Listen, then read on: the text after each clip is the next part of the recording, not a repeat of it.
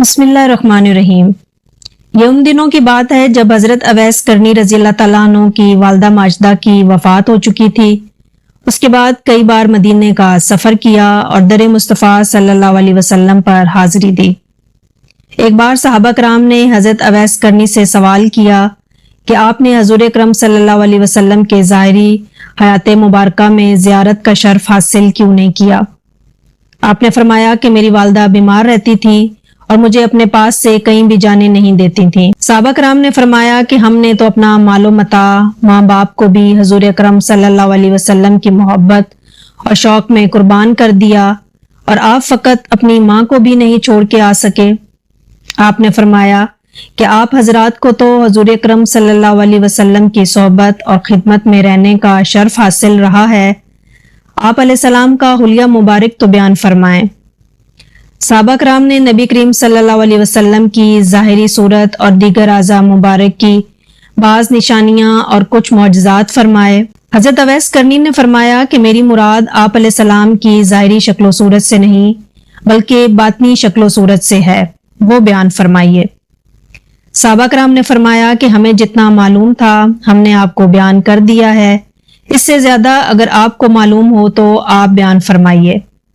اس پر حضرت اویس کرنی نے عشق مصطفیٰ صلی اللہ علیہ وسلم سے سرشار ہو کر نبی علیہ السلام کے جمال و کمال، عادات و خصائل اور حلیہ مبارک کا اس طرح بیان فرمایا کہ صحابہ کرام پر بے خودی اور جذب کی کیفیت طاری ہو رہی۔ پھر جب حالت سنبھلی تو صحابہ کرام کو حضرت اویس کرنی پر بہت رشک آیا اور محبت کے جذبات سے مغلوب ہو کر آپ کے ہاتھوں کے بوسے لیے۔ اس سے معلوم ہوا کہ آپ کو سرور کائنات صلی اللہ علیہ وسلم سے کس قدر عشق تھا اور کتنا قرب باطنی حاصل تھا۔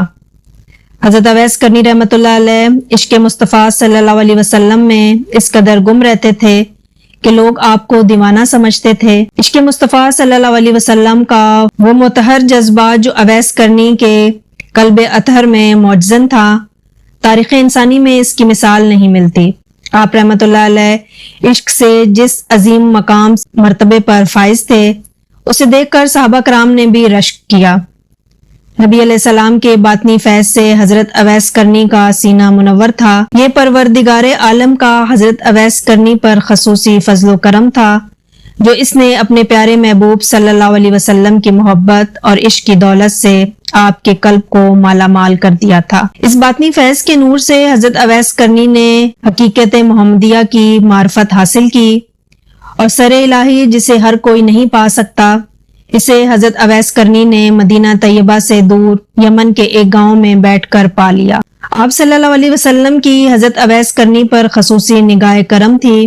آپ علیہ السلام سے عشق کی جو تڑپ اور لگن حضرت اویس کرنی کے دل میں موجود تھی، حضور سرور کائنات صلی اللہ علیہ وسلم اس سے بخوبی آگاہ تھے۔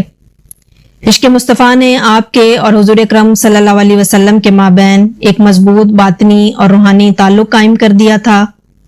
حضرت ابو ہریرہ رضی اللہ تعالیٰ عنہ سے روایت ہے کہ سرکار دو عالم نور مجسم صلی اللہ علیہ وسلم نے فرمایا کہ اللہ تعالیٰ اپنے بندوں میں سے ایسے برگزیدہ بندوں کو دوست رکھتا ہے جو دنیا داروں کی نظروں سے پوشیدہ رہتے ہیں۔ ان کے چہروں کے رنگ سیاہ، پیٹ کے ساتھ لگے ہوئے، کمریں پتلی ہوتی ہیں اور ایسے لاپرواہ ہوتے ہیں کہ اگر بادشاہ بھی ملے تو ان سے ملاقات کی اجازت طلب کرے تو وہ اجازت نہ دیں، اگر مالدار عورت نکاح کرنا چاہے تو وہ نکاح نہ کریں، اگر گم ہو جائیں تو کوئی ان کی جستجو نہ کرے، اور اگر مر جائیں تو ان کے جنازے پر کوئی لوگ شریک نہ ہوں، اگر ظاہر ہوں تو ان کو دیکھ کر کوئی خوش نہ ہو، اور اگر بیمار ہوں تو کوئی مزاج پرسی نہ کرے۔ صحابہ کرام رضی اللہ تعالیٰ عنہ نے دریافت کیا کہ یا رسول اللہ فرمائیے وہ کون ہے؟ آپ علیہ السلام نے فرمایا کہ وہ اویس کرنی ہے۔ صحابہ کرام نے عرض کیا کہ یہ اویس کرنی کون ہے؟ آپ نے فرمایا کہ اس کا حلیہ یہ ہے کہ اس کی آنکھیں نیلی ہوں گی، قد درمیانہ ہوگا اور دونوں کانوں کے درمیان کافی فاصلہ ہوگا، دایاں ہاتھ بائیں ہاتھ پر رکھا ہوگا، آنکھیں سجدہ گاہ پر لگی ہوں گی، تھوڑی سینے کی جانب جھکی ہوئی ہوگی، جسم پر پرانے کپڑے ہوں گے، ایک پاجامہ اور دوسری چادر۔ دنیا میں کوئی بھی اسے نہیں جانتا، لیکن آسمانوں میں بڑی شہرت ہے۔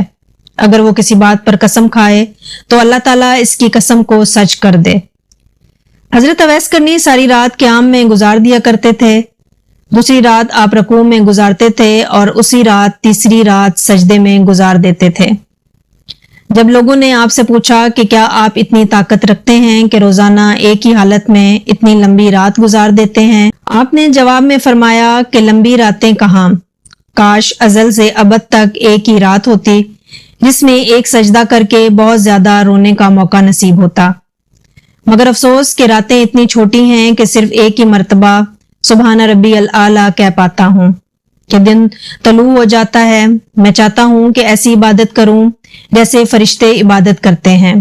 हज़रत अवैस करनी रहमतुल्लाह अलैह को नमाज से बहुत ज्यादा मोहब्बत थी, क्योंकि आपके महबूब ताजदार मदीना हजरत मोहम्मद सल्लल्लाहु अलैहि वसल्लम को भी नमाज से बहुत ज्यादा मोहब्बत थी। हजरत अवैस करनी रहमतुल्लाह अलैह की तवज्जो दुनिया से हटकर आखिरत की तरफ माइल हो चुकी थी।